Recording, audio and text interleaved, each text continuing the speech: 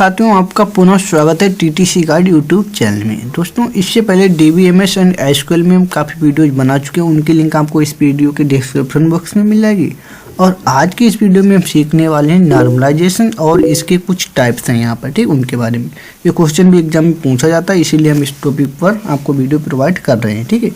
तो चलिए देख लेते हैं। यहाँ पर है भारतीय normalisation experience 1NF, 2NF and 3NF। इसके अलावा बहुत सारे टाइप्स होते हैं, बट हम यहाँ पर 3 ही इंक्लूड करने वाले हैं, ठीक है। तो देखते हैं सबसे पहले नॉर्मलाइजेशन क्या है, ठीक है। तो normalisation is a process used in database design to organise data efficiently and minimise redundancy, ठीक है। यानी कि नॉर्मलाइजेशन एक प्रोसेस है।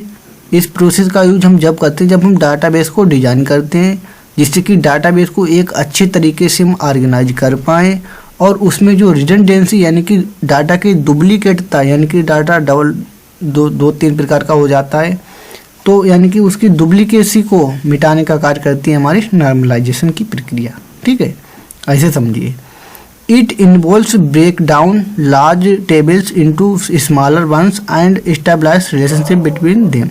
यानी कि ये जो है एक बड़ी टेबल को छोटी छोटी टेबल में कन्वर्ट कर देती है, यानी छोटी टेबल में डिवाइड कर देती है। इसके बाद उन्हें एक अच्छे तरीके से कंबाइन कर देती है, उनके बीच एक अच्छा रिलेशनशिप बना देती है, ठीक है। वो किस तरीके से बना देती है वो आगे चल के हम देखेंगे, ठीक है। तो एक बड़ी टेबल को छोटी टेबल में कन्वर्ट कर देती है, बाद में उनके बीच रिलेशन बना देती है, ठीक है। अब देखते हैं 1NF, यानी कि इसे हम बोल सकते हैं फर्स्ट नॉर्मलाइजेशन फॉर्म, ठीक है।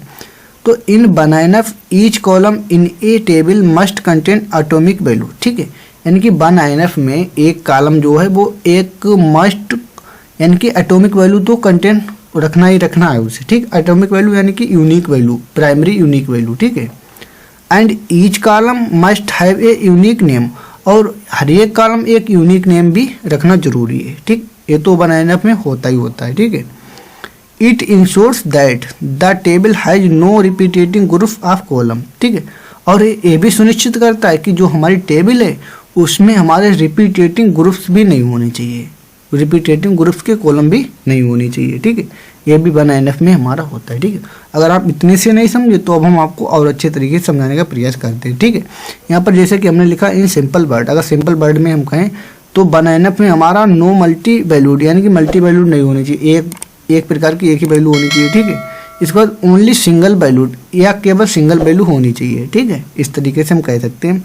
जैसा कि आप इस टेबल में देखें, यहाँ पर हमने टेबल बनाई जो इस तरीके से नहीं होनी चाहिए। मान लीजिए यहाँ पर रोल नंबर है 1 2, 2 मान लीजिए स्टूडेंट, एक का रोल नंबर 1 है, एक का 2 है, ठीक है। मान लीजिए वो किसी कोर्स में पढ़ते हैं तो कोर्स यहाँ पर हमने हेडिंग डाली है C++ में पढ़ते हैं, दूसरा है C और जावा में पढ़ता है, ठीक है। तो इस तरीके से यहाँ पर डिफाइन नहीं करना चाहिए था हमें, ठीक है। यहाँ पर अगर इस तरीके से हम करेंगे तो जो 1NF की कंडीशन नहीं फॉलो करेगा, क्योंकि यहाँ पर कहा गया है कि एक ही वैल्यू होनी चाहिए। मान लीजिए यहाँ पर कोर्स है तो कोर्स के अंदर यहाँ पर हमने C भी डाल दिया इसी कॉलम में, इसी में C++ भी डाल दिया, ठीक है। तो इसमें केवल सिंगल कोर्स होना चाहिए, या तो C हो या C++ हो, ठीक है। एक ही में नहीं होना चाहिए, ऐसा इसमें भी नहीं होना चाहिए था, ठीक है। इसी तरीके ये टेबल हमारी 1NF का कार्य नहीं मानती है, ठीक है।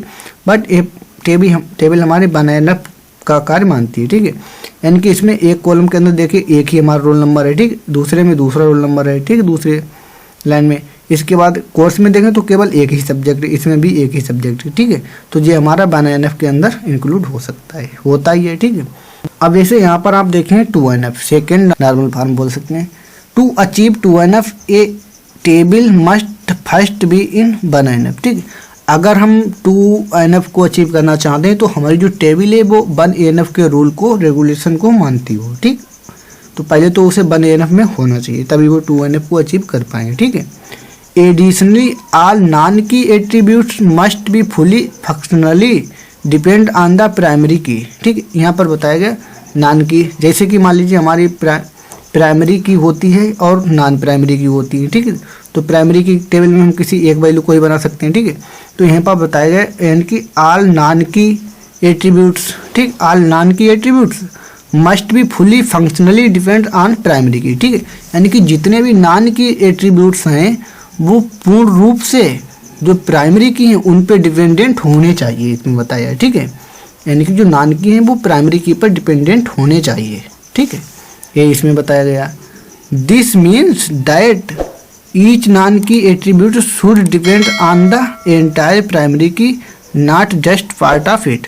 इसका मतलब ये हुआ यहाँ पर, यानी कि जितने भी नान की एट्रीब्यूट्स हैं, ठीक है, तो उन्हें पूरी की पूरी टेबल में या पूरी की पूरी टेबल में जितने भी प्राइमरी की हैं तो उनके किसी एक सिंगल पार्ट पे नहीं, पूरे के पूरे जितने भी पार्ट हैं पूरी की पूरी टेबल में वो उसमें डिपेंडेंट रहते हैं, ठीक है। तो वो किसी ना किसी तरीके से डिपेंडेंट रहते हैं। मान लीजिए अब इसे हम आपको एग्जांपल के द्वारा समझाना चाहेंगे इसे भी, ठीक है।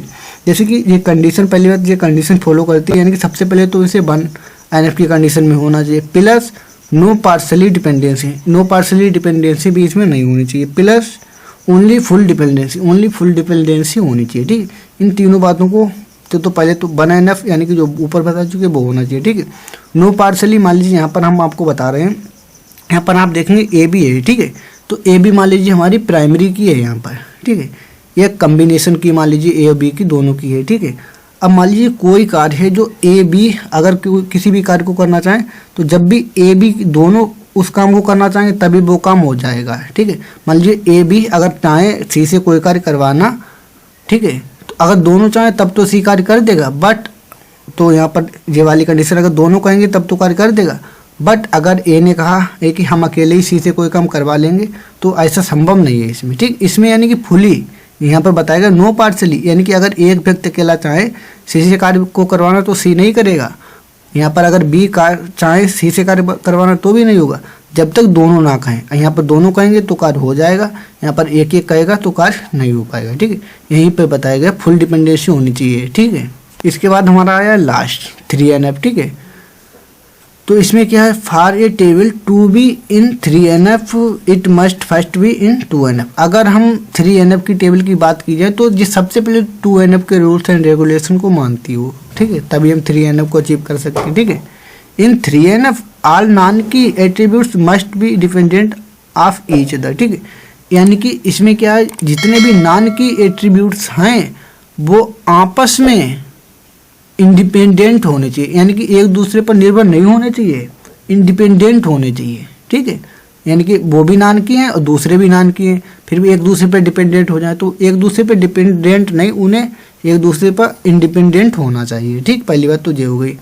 इसके बाद that is no non key attribute should be depend on another non key attribute. तो यहाँ पर बताया कि जो भी नान की एट्रीब्यूट्स हमारे हैं तो वो अदर नान की एट्रीब्यूट्स पर डिपेंडेंट होने चाहिए, ठीक है। अब जैसे कंडीशन के द्वारा इसे समझने का प्रयास करते हैं तो यहाँ पर आप देखें, पहली बात तो इसे 2 NF में होना चाहिए, ठीक है। इसका no transitive dependency, transitive dependency नहीं होनी चाहिए, जैसे अभी हम आपको बताएंगे। इसका no non prime should determine non prime, ठीक है। यानी कि अगर कोई नॉन प्राइम है, यानी कि नॉन प्राइम मतलब अगर कोई नॉन की है तो वो किसी दूसरी नॉन की को भी डिटरमाइन नहीं कर सकती, ठीक। यानी कि नॉन प्राइम है तो नॉन प्राइम को डिटरमाइन वो नहीं कर सकती, ठीक। जैसे एग्जांपल में अभी बताएं, मान लीजिए क्लास का एग्जांपल लेते हैं। मान लीजिए क्लास में मान लीजिए 3 स्टूडेंट हैं, ठीक। तो पहला जो है, ठीक है, जो सबसे ज़्यादा होशियार है, ठीक, इसका दोस्त है बाई। तो एक्स ने बाई से कहा भाई हम तो तुम्हारी तैयारी करवा देंगे, पेपर तुम्हारा अच्छा करवा देंगे, ठीक है। तो एक्स तो बाई से कह रहा है कि हम तुम्हारा पेपर अच्छा करवा देंगे, बट बाई की खुद की तैयारी है नहीं, ठीक। यानी कि बाई की खुद की तो तैयारी है नहीं, बट बाई का भी एक दोस्त है जेड, तो बाई ने भी जेड से कह दिया हम भी तुम्हारी तैयारी करवा देंगे, तुम्हारा पेपर अच्छा करवा देंगे, ठीक है। तो यहाँ पर बात ये हुई, यानी कि ये एक्स जो है इनडायरेक्टली जेड की मदद कर रहा है, बट ऐसा होना नहीं चाहिए क्योंकि बाई जो है, बाई तो खुद ही उसके बाद कोई चीज़ नहीं। तो यहाँ पर यही बता रहा है, यानी कि नान की तो बाई तो खुद नान की, इसके बाद कोई नॉलेज है ही नहीं, फिर भी जेड की मदद करना चाहता है, ठीक है। तो नान की जे भी नान की है, हमारा जे भी नान की है, ठीक है, बट जे जो हमारा प्राइमरी की है, ठीक है। तो प्राइमरी की चाहे तो प्राइमरी की तो मदद कर सकता है इन दोनों की, ठीक है, बट जे जो चाहे इसकी कर दे मदद, सो यहाँ पर नहीं होना चाहिए। अगर जे कंडीशन इसने इस पे की तो हमारा यहाँ पर 3 NF कार्य नहीं करेगा, ठीक है। तो एक्स ही डिटरमाइंड करेगा जेड के लिए और एक्स ही डिटरमाइंड करेगा बाई के लिए, ठीक है। तो यहाँ पर इंटरनली एक्स ही हमारा तीनों को कर रहा है, बट हमें लग रहा है कि बाई जो है जेड को कर रहा है, ठीक है। यानी कि जितनी भी एक्स की इन्फॉर्मेशन बाई हमारे जेड तक जा रही है, बट यहाँ पर आपको फिगर में दिख रहा होगा कि बाई की इन्फॉर्मेशन जेड तक जा रही है, क्योंकि बाई के पास हकीकत में कुछ है ही नहीं, वो तो खुद ही एक्स से ले रहा है, ठीक है।